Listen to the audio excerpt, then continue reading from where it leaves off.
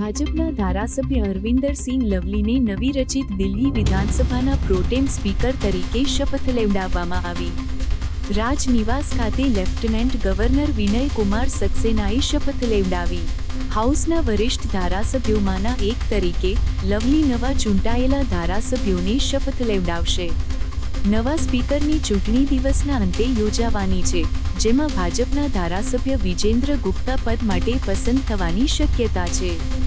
ભાજપે 5 ફેબ્રુઆરીના વિધાનસભા ચૂંટણીમાં 70માંથી 48 બેઠકો જીતીને દિલ્હીમાં આપના દાયકાથી ચાલતા શાસનનો અંત લાવ્યો છે. વિપક્ષ આપના 22 ધારાસભ્યો છે અને પૂર્વ દિલ્હી મુખ્યમંત્રી આતિશીને વિપક્ષના નેતા તરીકે એકમતે ચૂંટવામાં આવ્યા છે.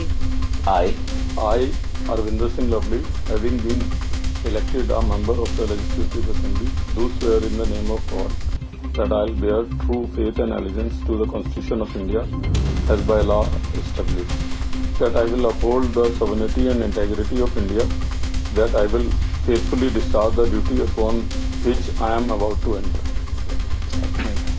Congratulations.